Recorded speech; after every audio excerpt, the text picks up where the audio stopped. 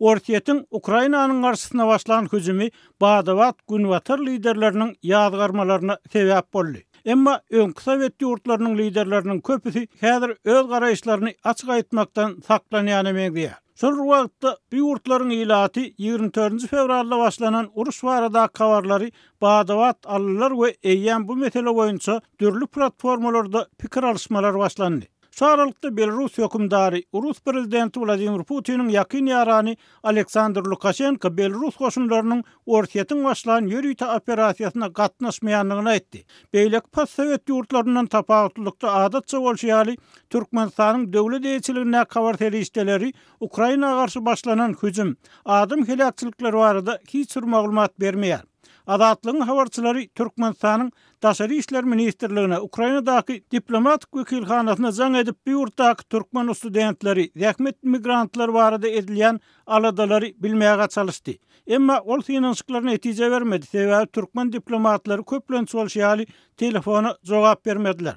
Adatlygyň odal hem habar berýär Ukrainada okuyan daşary ýurtly studentleriň arasynda türkmenistanlylar sany boýunça iň ýokary orunlarda durýar. Şol wagtda Ukrainada işläp Türkmenistan nakym aşgallaryny eklemäge çalışýan we okuyan türkmenistanlylaryň hem häzir kyn ýagdaýlary başdan geçirýän, olaryň howpsuzrak yer bolýanyny habar berilýär. Şeýle-de beýleki ýurtlaryň bu ýurtlardaky raýatlaryna howstar çykyp, olary charter uçurlar bilen alyp çykýanyny gaýdylýar. Şaralykda dewlet hereketiniň lideri Murat Gurbanov we onuň eginnesi Timur Serkerde YouTube'da video söhbetdeşlik kurap Ukrainadaky türkmenistanlylara maslahat gepleşigini efire berdi we türkmen hökümetiniň häzirki wagtdaky jogapkarçylygyny ýatladyp, ýene bir gedek türkmen raýatlarynyň aladasynyň edilmegine çagyrdy. Adatlyk Russiýanyň Ukrainaga garşy başlanan hüjüm baradaky reaksiýalaryny bilmek üçin daşary ýurtlardaky türkmen aktivistleriniň bir näçesi bilen telefonna urlaşdy.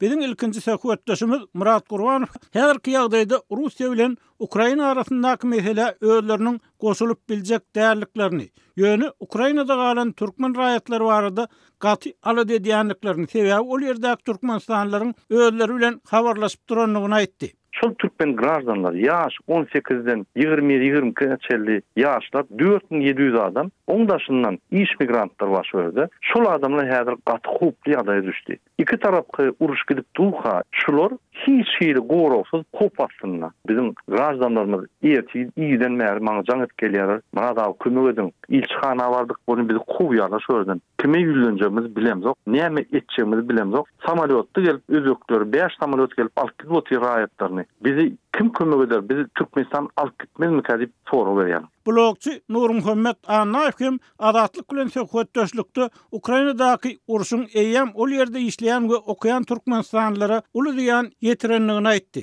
Ol bir tarapdan hem olary ýaşaşyp özüňiz saýlan ýeraksel gidin diýip kuşlaram umumy ýaşaş ýaýyndan çykartdylar diýip habarlar geldi. Anaýew aktivistleriň şeýle ýagdaýlaryň bolmagyndan bir hepde 10 gün öň biňjalik bolup başlanlyklaryny we efirde sosial gomlarda çykyş edip türkmen hökümetiniň bu ýurtdaky raýatlaryna eýe çykmak barada mesele bolganlyklaryny, emma bu çağırşy baş galdyrylmanlygyny aýtdy. Elbetde Türkmenistan hökümeti öz ilçihanasynyň konsullugyň iş ýerlerini talas etdi, ýöne raýatlaryny ýene bu saparam eýe çykmady, her wagtky ýaly öz raýatlaryna eýe çykmady. Nur Muhammed Anaýew bu ýurtda ýaşaýan we häzir sosial ulgamlar arkaly habarlaşan türkmenistanlylar salgylanyp aýtmagyna görä, Ukrainadaky türkmen ilçihanasyna we konsullugyna hiç kim ýok. Olar gidipdirler. Biz ýene howsarsyz goýdular diýip aktivist bilen gurlaşan türkmen studentler aýdypdyr. Nur Muhammed Anaýew günwatar liderleriniň we guramalarynyň Ukraina hüjüm edilen ýagdaýyna giridilmegi söz beren sanksiýalarynyň basymrak giridilmegine garaşanlygyny aýdýar. Russiýanyň bu eden hereketi bulan özlerini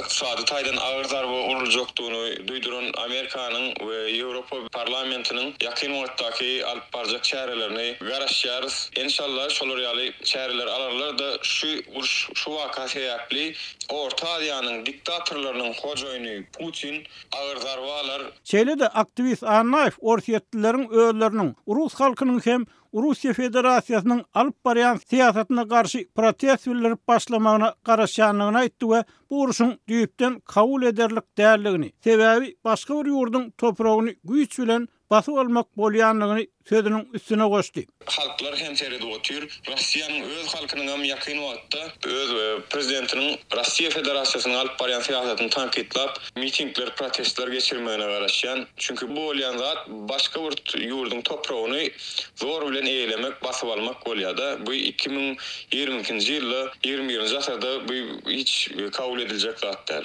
Azatlyk radiosy türkmen häkimetleriniň bu meseledäki düşündürüşini almak üçin Aşgabatda Daşary işler ministrliginiň maglumat gurulugyna günüň dowamyna bir näçe gezek telefon edip hiç bir habar alyp bilmedi.